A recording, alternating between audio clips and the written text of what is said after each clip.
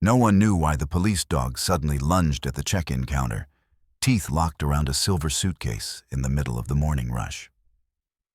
People screamed, alarms flared, then stopped, when a faint scratching came from inside the case. In those few silent seconds, an ordinary day turned into a nightmare. That single bite would unravel a hidden web of biotech crime and expose a truth so dark, it made the entire Eastport Airport hold its breath. Morning light poured through the tall windows of Eastport International and turned the check-in floor into a sheet of soft glass.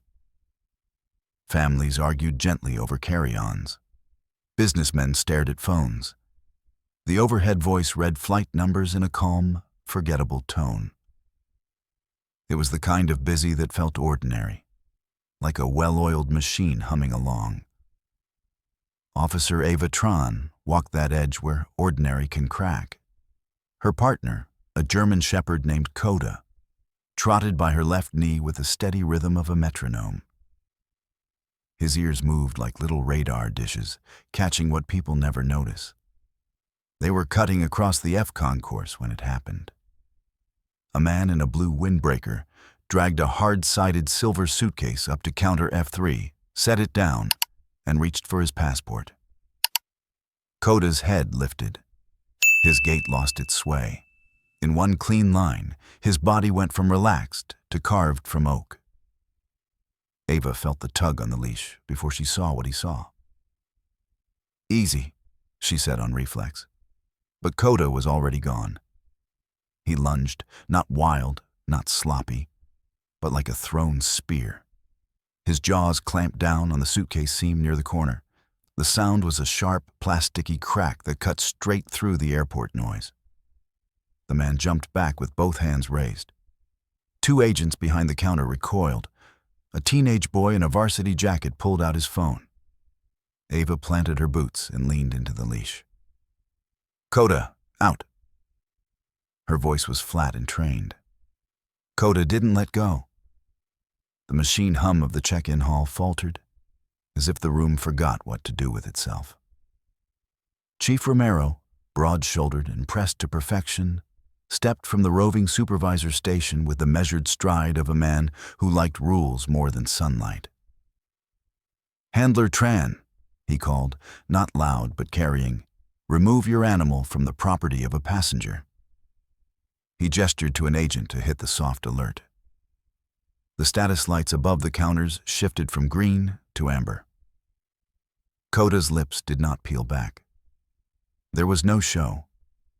He simply held the suitcase like a door he would not allow to open. His eyes were the part that made Ava's neck prickle. Focused, dark, and unblinking, not on the man who had wheeled the bag, but on the bag itself, as if it were breathing. She slid one hand to the flat of his neck and felt the lines of muscle buzzing under his coat. "Talk to me," she murmured, barely sound. Coda adjusted his grip and pressed the case to the terrazzo with his weight. Mika, a wiry intern with a badge that still looked too new, hustled up with a tablet tucked against her chest. "Counter F3 tag shows mismatch, sir," she told Romero, eyes flicking between the screen and the bag. The check-in record lists a black soft roller.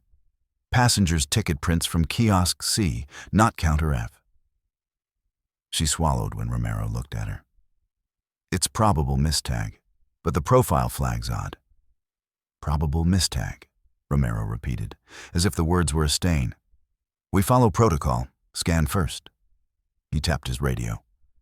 "T1 team, handheld sweep to F3. Crowd control on my mark."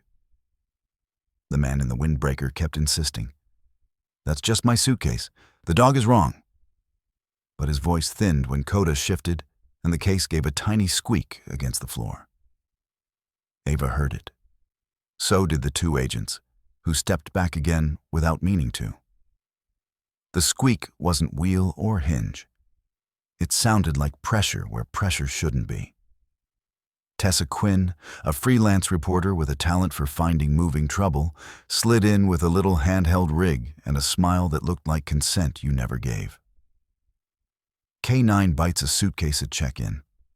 She narrated softly, more to her camera than to anyone living. You're watching Eastport International. Her lens found Coda's shoulders, the steady tremor in his neck, the stillness of his tail. He thinks there's a reason. Ava tuned her out and studied the man with the windbreaker.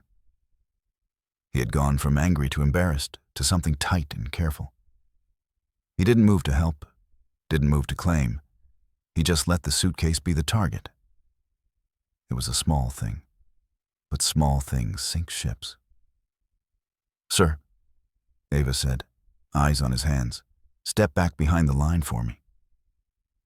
He did, and his gaze slid to the exits, then to the self-tag kiosks, then to the floor.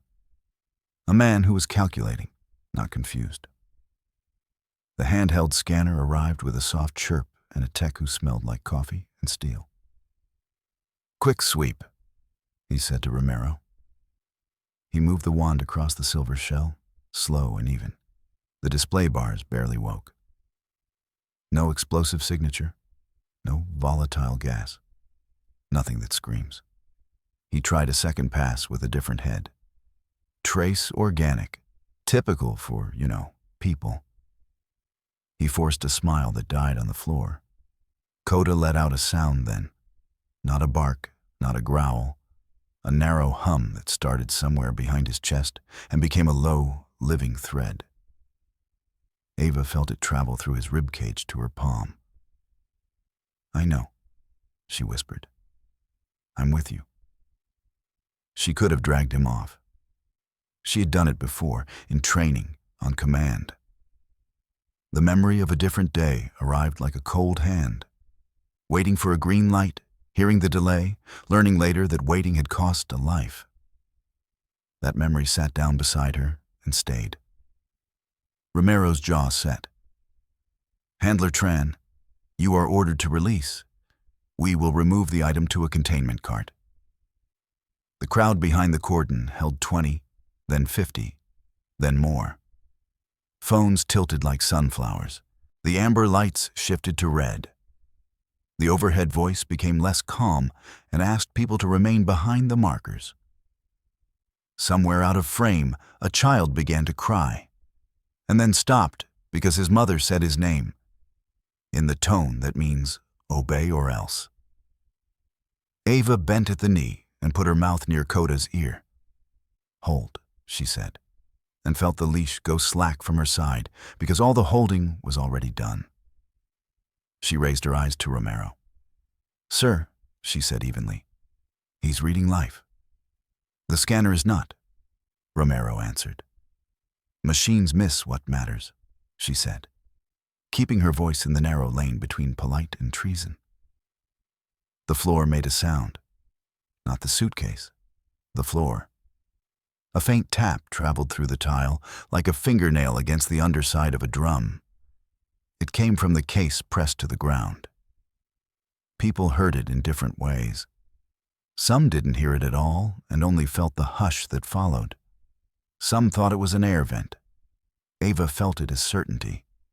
Mika pressed her fingers to her own throat like she could slow her pulse with 2 fingertips. The tech with the scanner swore under his breath and looked at the screen as if it had betrayed him. Coda shifted his weight and laid the side of his jaw harder along the seam. He didn't bite deeper. He anchored. The man in the windbreaker took one more small step back and reached behind his calf as if checking for something that wasn't there. A plainclothes officer noticed and moved in, quiet as a shadow. Tessa's lens dipped, then rose, catching the reflex in the corner of the frame, and for once she stopped talking. The tap came again. Softer. Slower. The big room forgot its voice. You could hear the breath of strangers. You could hear the announcements die mid-sentence. You could hear nothing at all for one long second that felt like a hand over the mouth of the world. Ava's hand stayed on Coda's neck. She didn't count. But if she had, she would have said 3 heartbeats passed before she spoke. "Nobody moves this bag," she said. And then, as if the floor itself agreed, the tapping stopped, and the only sound left in Eastport's check-in hall was the quiet, steady breathing of a dog who had decided he would not let go. Red status lights washed the counters at F3, turning faces the color of cold embers. A rope line went up in a clean arc, and the crowd drifted back the width of a breath. The man in the blue windbreaker kept his eyes on the floor, lips pressed thin, as if he could will himself invisible. Coda didn't spare him a glance. The dog's jaw stayed locked, the seam of the silver case pinned under tooth and bone like a door jammed with a wedge. Ava felt the hum in Coda's neck and matched her breathing to it. "Hold," she said again, steady and low. The handheld tech hovered with his scanner like a priest with a doubtful relic. "One more sweep," he muttered. The wand skimmed the case. The display stayed quiet. No explosive, signature, no accelerants. Trace organics, but that's airports. He tried to smile at Romero and failed. "Containment cart," Romero ordered. "We follow procedure." The glass doors at the end of the concourse slid open, and a woman in scrubs came through at a fast walk, hair tied back, eyes already at work. "Dr. Hana Saito," she said, flashing a lanyard as she approached. "Veterinary support, you called for biorisk." She stopped short when she saw the dog's posture. He's guarding, not attacking. Ava shifted so Hana could see the seam where Coda's teeth bit down. "He's reading life," Ava said. "If there's a living organism in there," Hana replied. "A sudden pressure change or a rush of cold air could finish it. If you open slow, top off first, let the air equalize." She glanced at the scanner. Machines miss heat that's insulated. They also miss fear. On the far side of the rope, Tessa kept her little rig up and level. Her voice was softer now, almost a whisper.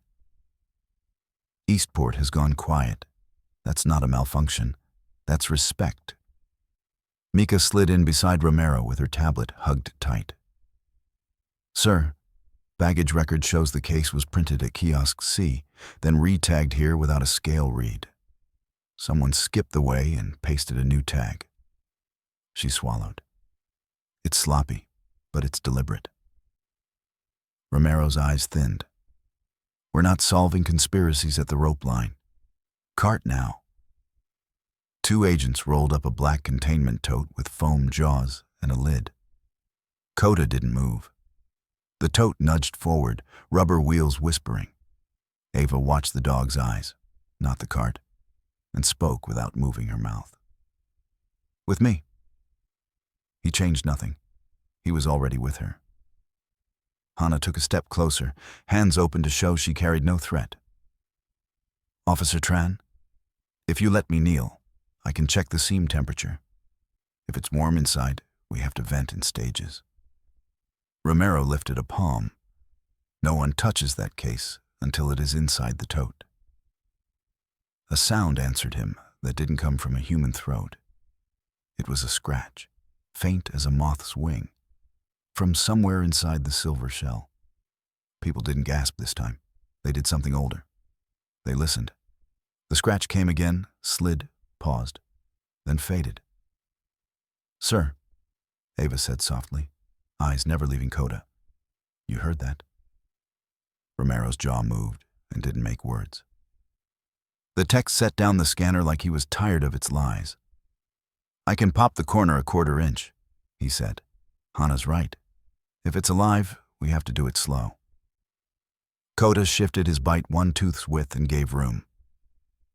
Ava let out a breath she hadn't known she was holding. "Easy, boy. We're right here." She traced the line of his neck with her fingers, feeling the tremble change to a steady brace. The tech slid a thin bar under the corner clip. Hannah crouched, one hand near the seam, the other ready with a little flashlight and a felt square. "If air rushes, press this," she said. "Keep it warm." The bar ticked. The clip gave with a soft, metallic sigh. The lid lifted the height of a thumbnail. No rush of air, no hiss. Hannah leaned close and breathed a little through her nose, the way you do when you're smelling soup at arm's length. "Warm," she said. "Something's holding heat. Go another hair." The bar ticked again. The seam widened to the thickness of a coin. Coda's breath slowed. Ava counted that breath, matched it, kept her hand present and calm. Hannah set the felt against the seam and let the new air enter like a guest. A tiny, wavering sound rose from the black of the case. It wasn't metal. It wasn't plastic. It was the small, tired cry of a throat that didn't know words. Hannah's expression changed without moving. "There you are," she whispered.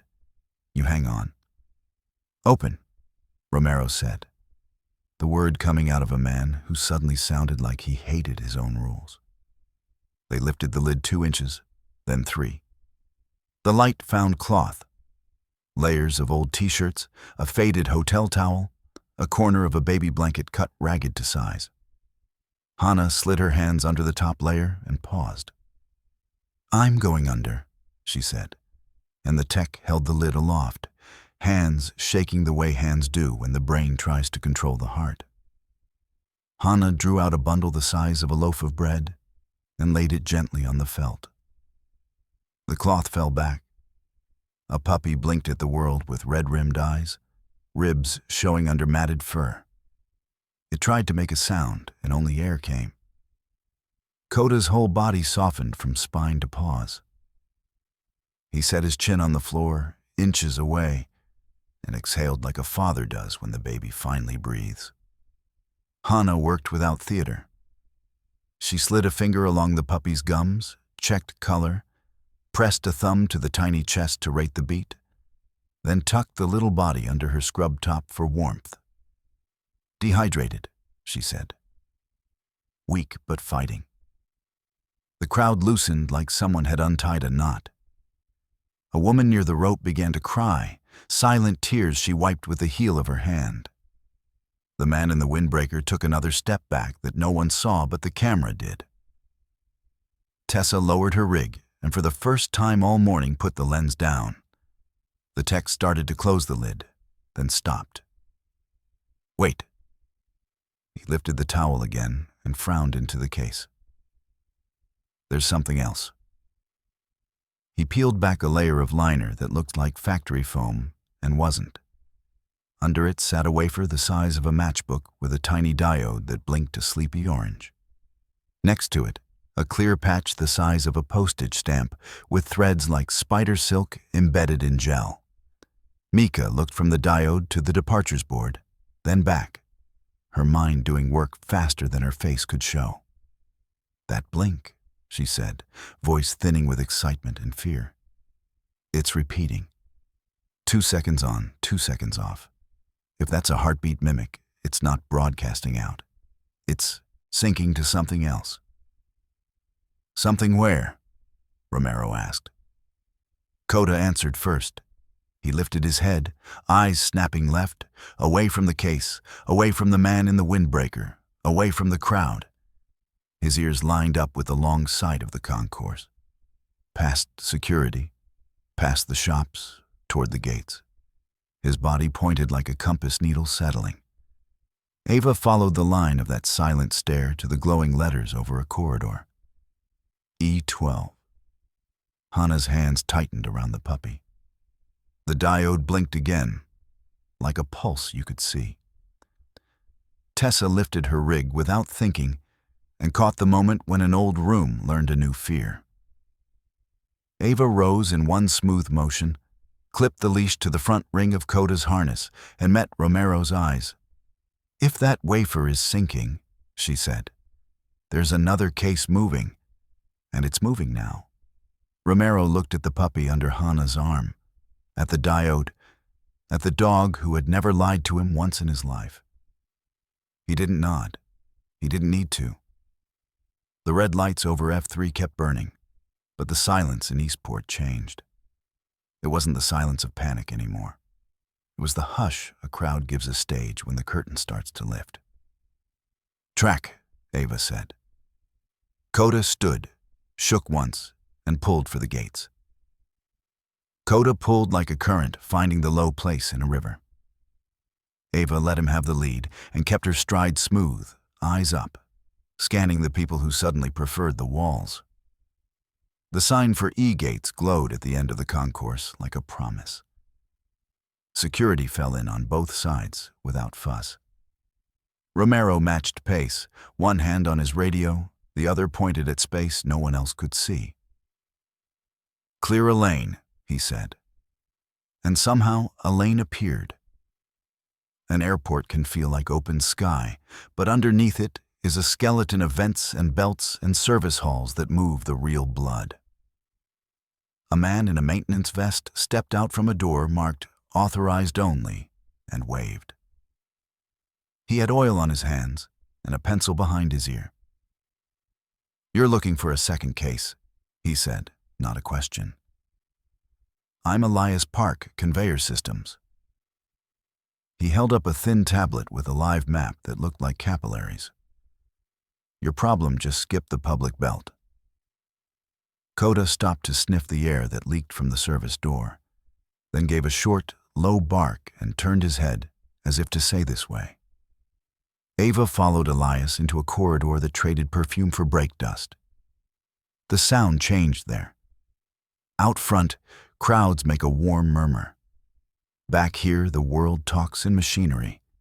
Belts hummed, rollers whispered, fans thumped. Coda wove the noise like it was tall grass, and he was a fox that had run it since he was a pup. Mika came in last, clutching her tablet and chewing the edge of a thumbnail until she noticed and hid her hand behind the other. "The blink pattern on that wafer at F3, she said, breathless but clear, "matches a ping I'm seeing back here. Not broadcast. It's handshake.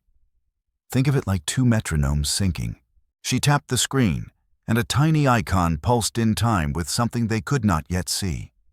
Elias swiped to a camera feed from a tunnel where luggage moved nose to tail like obedient cattle.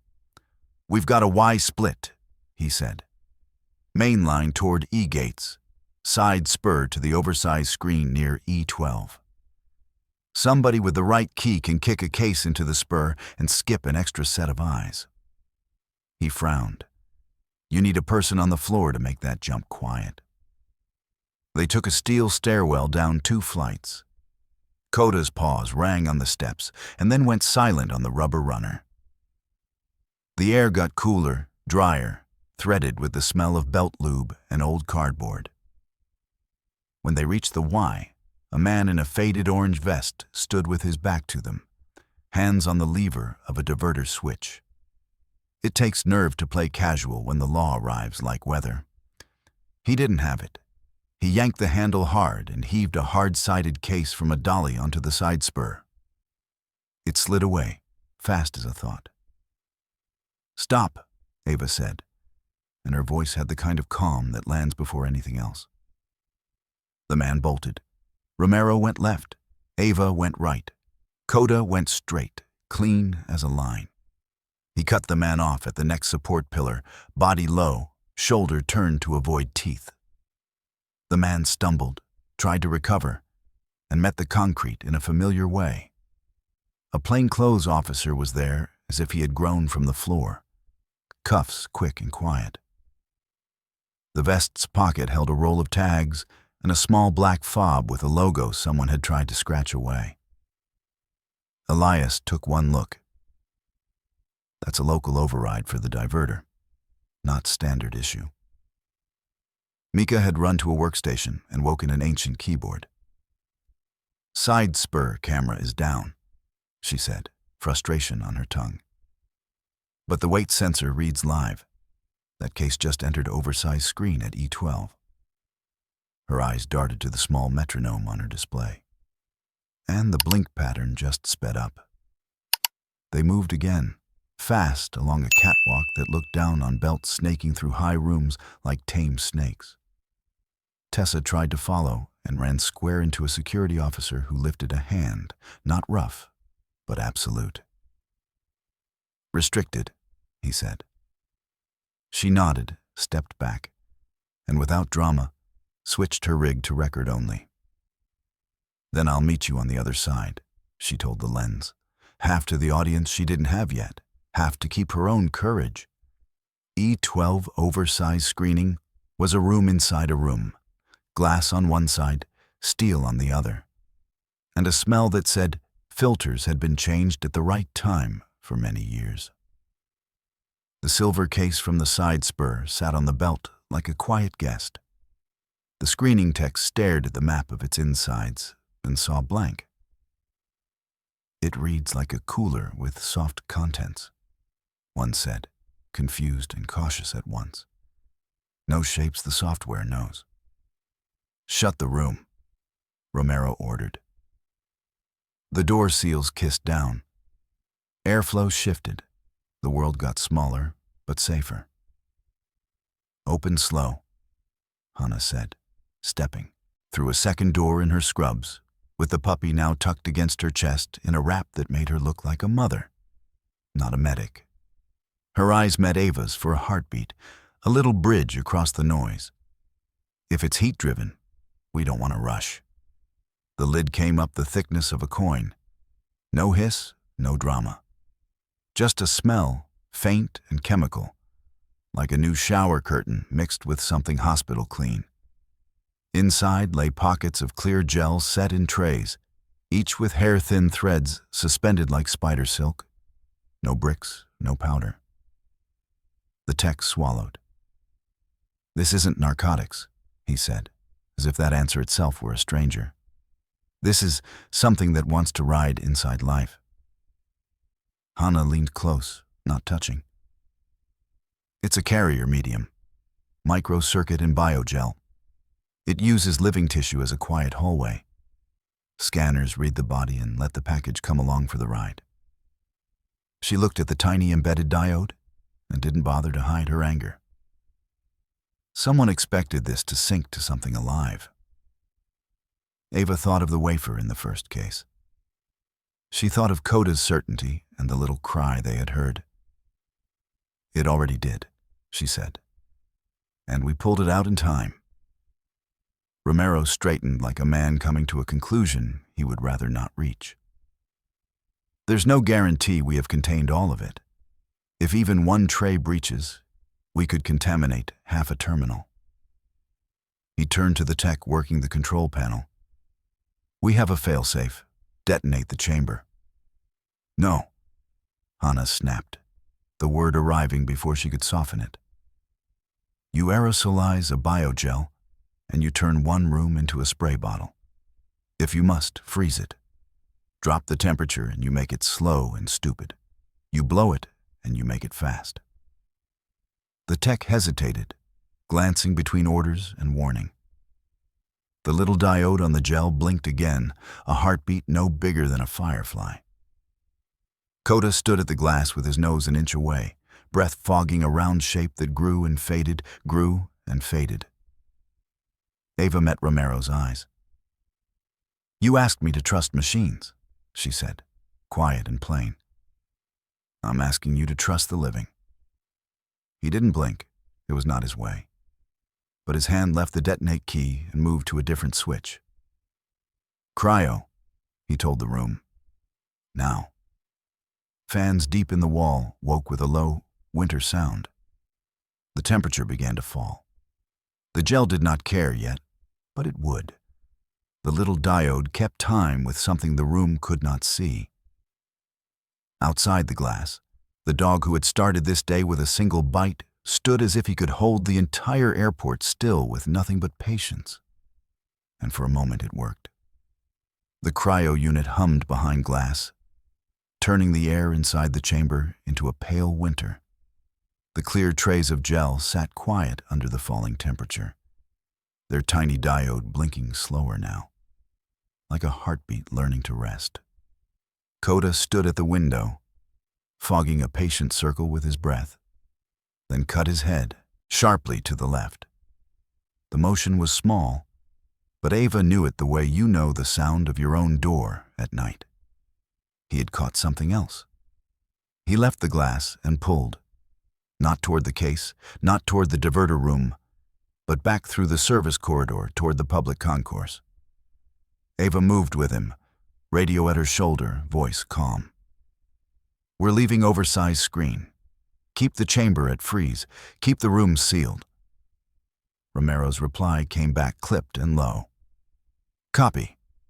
Maintain perimeter at E12. Civilian movement restricted." Coda broke into the open where the E corridor widened and the ceiling went high again. The crowd had shifted from chaos to a harvest of quiet faces, phones down now, eyes following a single line between a dog and a handler. He slowed and pointed with his whole body toward a young woman standing beside a bench near a charging station. She wore a thrift store coat and the look of someone who had been brave for too long. In her arms was a soft-sided baby carrier. A tiny fist, the color of cream, worked the edge of a knit blanket. Ava raised her hands, chest high, so the mother saw her palms before anything else. "Ma'am, I'm Officer Tran," she said gently. "No one is in trouble here. We need to make sure you and your child are safe." The woman flinched anyway, the way people do when they've learned that uniforms can mean 24 things. "I didn't do anything," she said, voice small, eyes darting to the exits, to the cameras, to the floor. Coda did not bark. He walked a slow half-circle and sat between the crowd and the carrier, a living barrier that faced outward, not at her. Dr. Hanna appeared at Ava's shoulder, scrubbed top marked by the small sleeping weight of the rescued puppy under a wrap. She kept her words simple and kind. "I'm a veterinarian assigned to the airport. I need to check the baby's blanket. Just the blanket, not the baby, not you." The mother nodded once, the kind of nod you give when you're out of choices. Hanna knelt and lifted the edge of the knit. Her fingers found a smooth patch no larger than a stamp, hidden under the hem with 3 careful stitches. Inside the clear square sat threads as fine as hair and a grain of a chip that pulsed faintly like a firefly trapped in amber. Mika arrived on breath and knees, holding her tablet flat so it didn't look like a weapon. The tiny blink on the patch matched the tiny blink on her screen in cadence and tone. She looked up, face gone pale. "It's a relay," she said. They piggybacked the handshake through a living child. The mother's hands flew to her mouth. The baby squirmed, made a little sound that was more protest than fear, then settled when Hanna's hand cupped the back of the carrier with a warmth that told the small body it could trust the room. "Who put this on your blanket?" Ava asked, voice never rising. The woman shook her head once, twice, trying to roll back time. "A helper at check-in," she said. "He had a badge. He said he could mark me priority because I was traveling alone." He smiled. He sewed it on like it was a kindness. I thought it was some new kind of tag. He said not to worry, everyone was doing it. Her face folded. "I can't afford to do anything wrong. I'm just trying to get my boy home for his grandmother." Tessa had drifted closer without lifting her camera. She didn't need a lens for this part. She kept her voice low so it wouldn't land like a headline. "That wasn't your fault," she said. "He used your trust." The words were not for the story yet. They were for the mother to carry for the next 10 years when shame tries to visit. A plainclothes officer murmured in Romero's ear.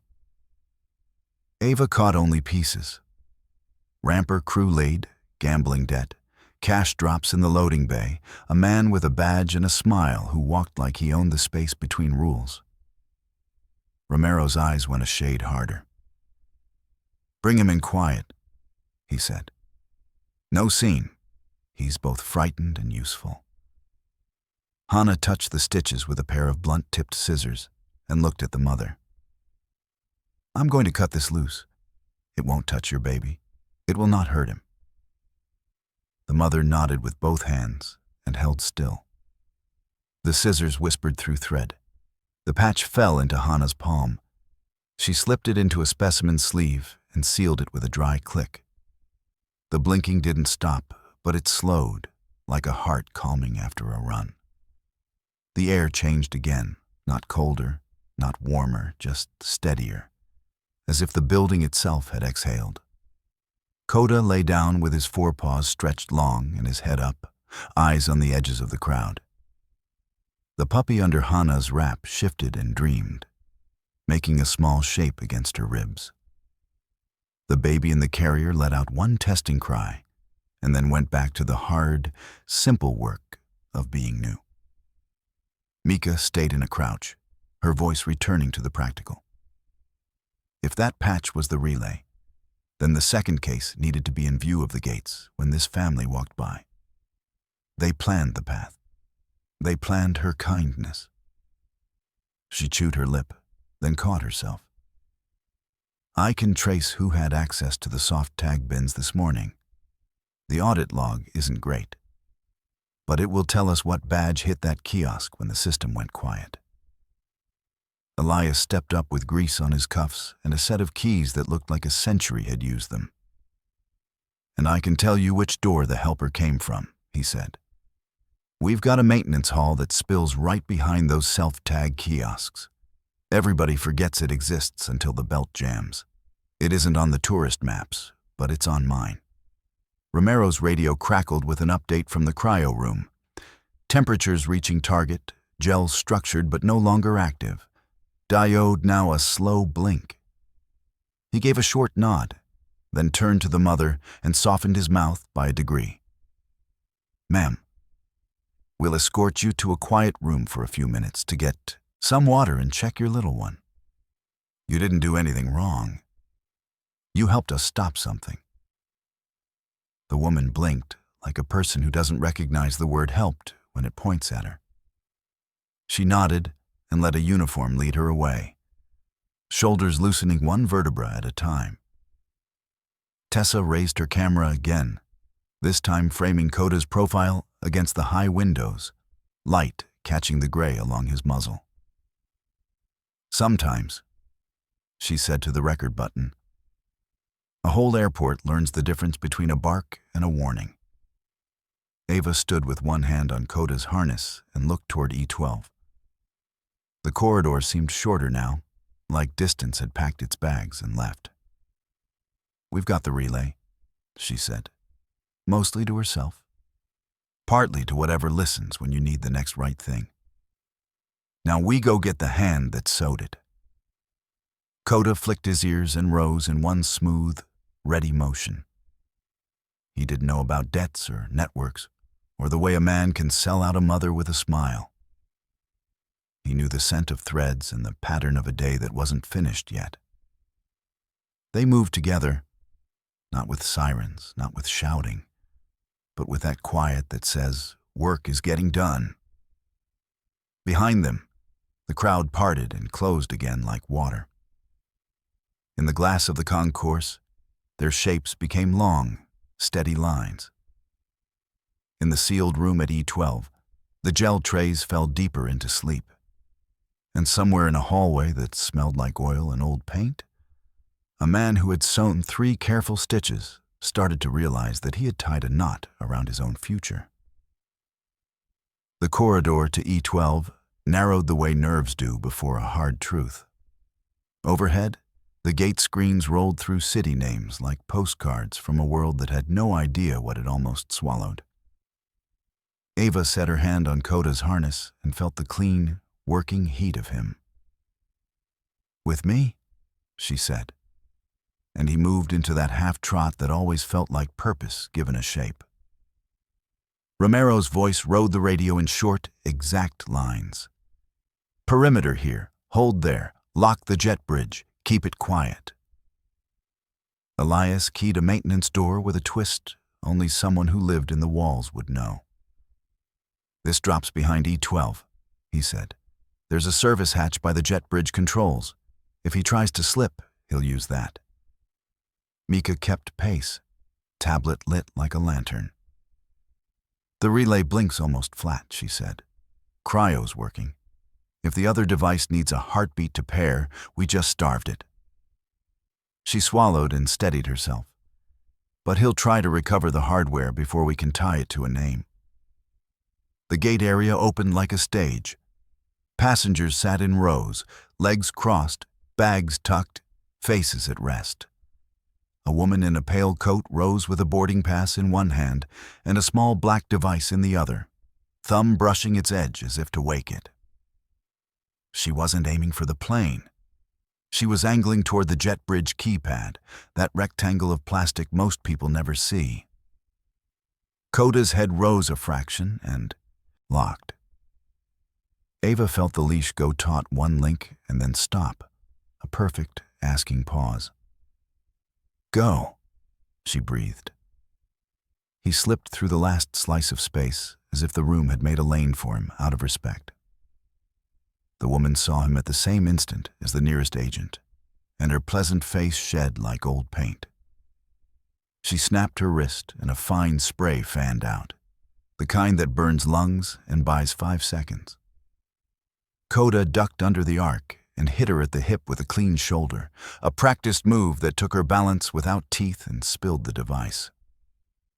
It skittered, blinking, toward the lip of the jet bridge threshold. Ava was already there. She slid a foot, trapped the blinking thing under the sole of her boot, and dropped to a knee. "Hands where I can see them," she said, plain as a bank clock. The woman's hands came up, fast and angry. 2 plainclothes stepped from nowhere and made the cuffs part of the day. Romero's perimeter tightened without raising a single voice. Somewhere behind the rope, a child clapped once, not understanding, only liking the shape of victory. "Device secure," Mika reported, breath thin but steady. She crouched with a plastic evidence sleeve, hands careful, posture making a small shelter around the thing that had tried to link a baby's blanket to a lab dream. The diode pulsed twice and went dark, as if it listened to the new cold it could not feel from the cryo room and decided to sleep. Romero looked through the jet bridge window at the aluminum smile of the airplane's door. "Keep the passengers seated," he told the gate agent. Announcements calm and simple. No theater. The agent nodded so hard her bun bounced, then picked up the mic and sounded like a kindergarten teacher explaining recess. The woman in cuffs tried for disdain and landed on tired. "You think a dog in a freezer shut us down?" she said. "You cut one wire on a web and call it victory. The web doesn't notice." Ava looked at the device in Mika's gloved hands, at Coda sitting square with breath slow and eyes bright, at the faces in the row of seats. The man who had slept badly, the grandmother in a church hat, the teenager with scuffed sneakers who forgot to film. "Maybe not," she said. "But the fly gets out."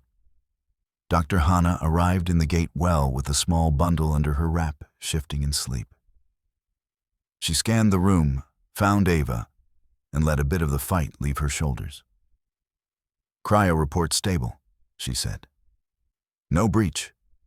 Whatever dream they had in those trays is a long nap now." Her gaze fell to the cuffed woman. "You used a puppy to move a science you were too afraid to name. Now that's not a web. That's cowardice." Elias popped the cover on the jet bridge control and pulled a cable with a technician's grace. "Manual lock engaged," he said. "No one's taking this bridge without a file in 10 minutes. He looked at Coda and grinned like a man who had just watched physics behave. "Shepard, they should put your picture on the punch clock." Tessa, careful as a librarian in church, lifted her camera and framed the wide shot. The dog, the handler, the cuffs, the quiet crowd. the airplane waiting like an unanswered question. Her voice, barely above a breath, found the tone that belongs to people who have seen too much and still believe in better. Eastport, she said to the record light, is holding its breath for the right reasons. Romero took the device from Mika with care that would have surprised anyone who didn't know him. Seal it, he said. Chain of custody unbroken. We got this one by the book and by the heart. He turned to the woman. You're going to ride a different bridge now. And you're going to talk before the end of the day because people like you don't like to be alone with their own voice. The gate agent finished her announcement, and the room did something that hardly ever happens in airports. It went still and stayed still. Not because it was afraid, but because it understood. A murmur rose and didn't fray into noise. A few hands lifted and fell, the beginning of a clap people were too polite to finish. Coda tilted his head at the sound, and then licked a dry line along his lips, a dog's small acknowledgement that work feels better than applause. Ava unclipped the front ring of his harness and let the leash hang easy. Good, she said, and the word meant more than the day allowed. He leaned his shoulder against her knee for a second, then sat square again, looking down the corridor the way sailors look at horizon lines. The woman in cuffs tried one last time to plant a thorn. You didn't stop a network, she said, a thin smile cutting sideways. You paused a node. Sometimes a pause is how a song changes key, Ava answered. The jet bridge lights glowed steady. The device in the evidence sleeve cooled to quiet.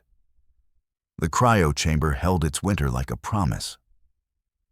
On the concourse monitors, E-12 flipped from boarding to slight delay, and no one groaned.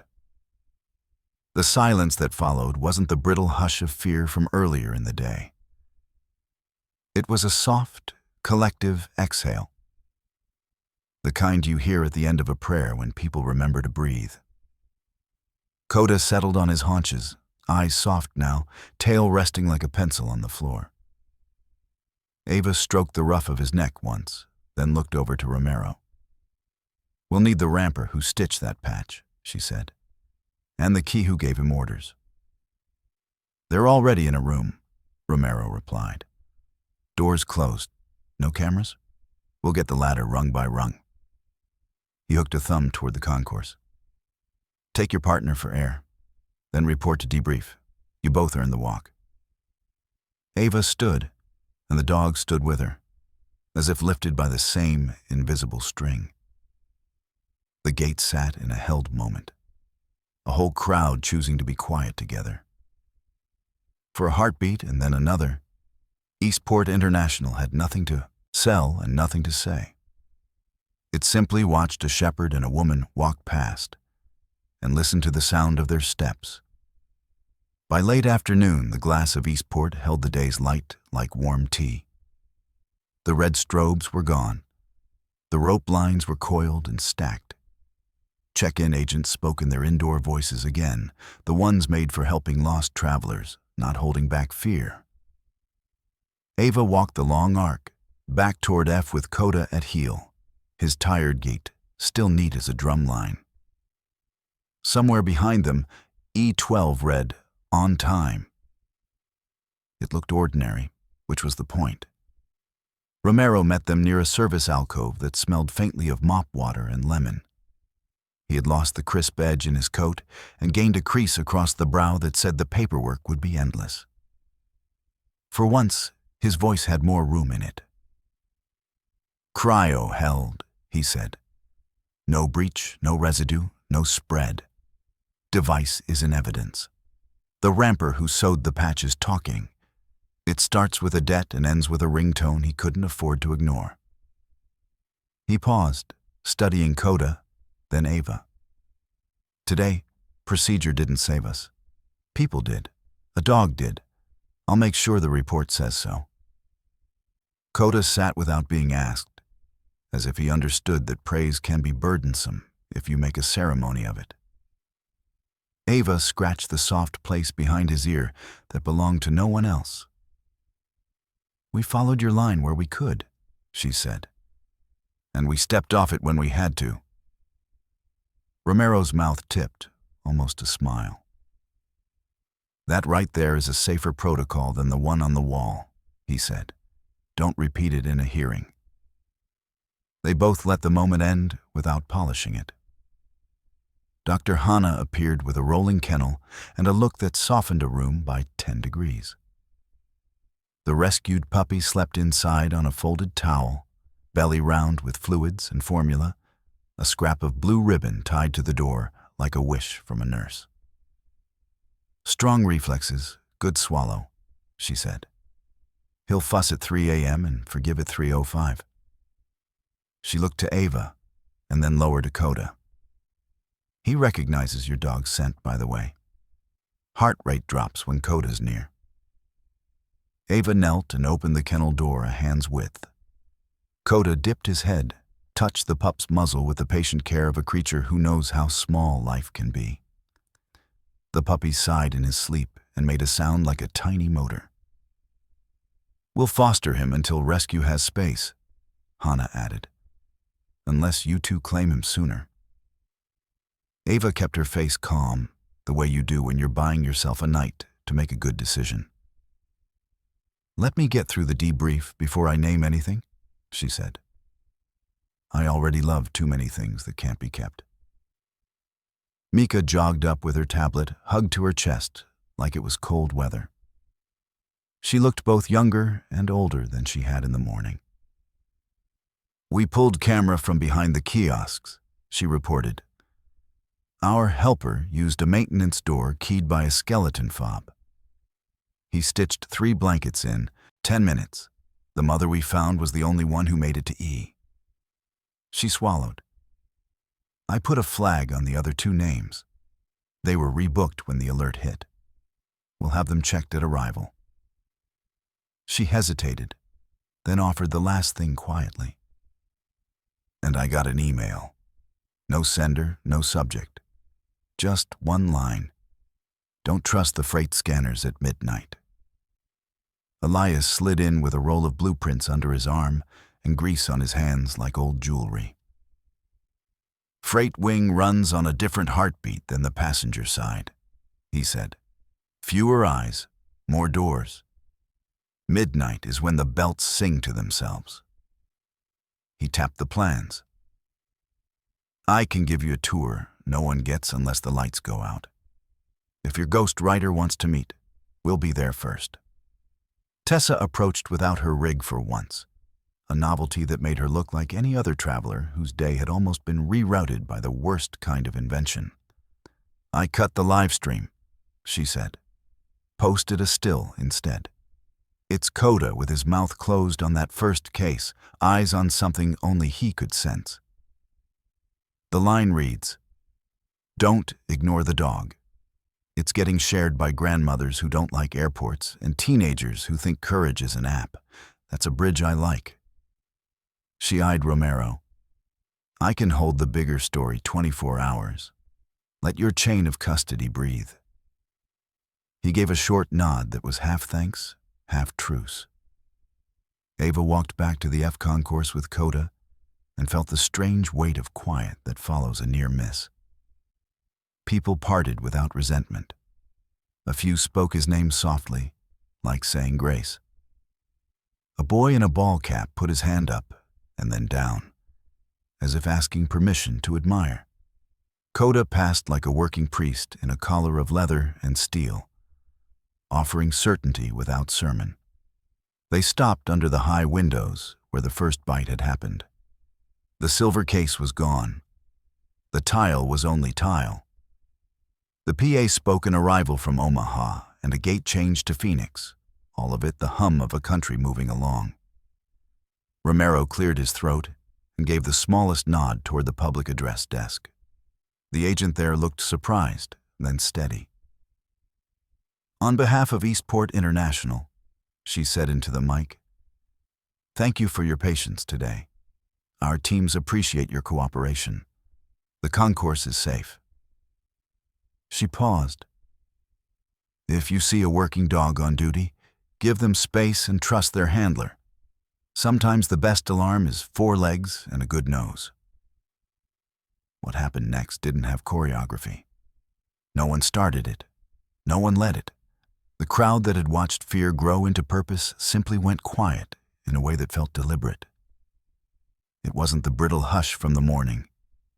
It was the second silence. Soft, grateful, held. A grandmother in a lavender sweater pressed her palm to her chest. A gate agent wiped one cheek with the back of her hand and smiled at nothing. Somewhere, a man who had claimed the wrong suitcase sat in a small room and faced his choices like a ledger. Ava stood inside that quiet and let it do its work. She felt Coda lean a fraction against her shin, a weight that said, "We're here, we're together, we did the next right thing." She bent and spoke so only he could hear. "Good dog," she said, and the words were a benediction. The silence broke itself gently into the old noises. Roller wheels, zippers, coffee orders, the soft apology of a suitcase being closed. Work resumed because life is good at that. Romero headed for a door marked "Staff Only," with a folder already thickening. Hannah wheeled the kennel toward the clinic, humming low, the tune mothers use when rooms are too bright. Mika and Elias bent over a map, turning midnight into a plan. Tessa slid her rig back on and framed one last wide shot, then lowered it again, deciding some things are stronger when you let them live in memory. By dusk, the concourse glass had gone the color of pewter. Ava opened the patrol SUV, and Coda climbed in with a tired grace that made her chest ache. She stood a moment with one hand on the door and looked across the runway, where the world kept on leaving and arriving, like a heart that wouldn't quit. Her phone chimed once. It was a message from Hannah, a photo of the pup curled like a comma, captioned with a single word, "Breathing." Ava smiled into the quiet car. "We'll need a name," she told Coda. He blinked, slow and content, as if names were for later and sleep was for now. She closed the door and let the engine turn over. The day that had begun with a bite ended with a promise she could almost touch. That instinct, tempered by conscience and backed by courage, can still hold a crowded room steady. Eastport had learned that lesson. So had she. And somewhere in the freight wing, a clock slid toward midnight, and a dog's ear twitched in his sleep, already turning toward whatever came next. If this story made you hold your breath for even a second, let me know down below. Type 0 if you felt the silence at the airport. Or 1 if you believe Coda was the real hero of the day. And don't forget to subscribe. More true-to-the-heart stories of courage, loyalty, and second chances are on the way. Stay with us and let the next story find you first.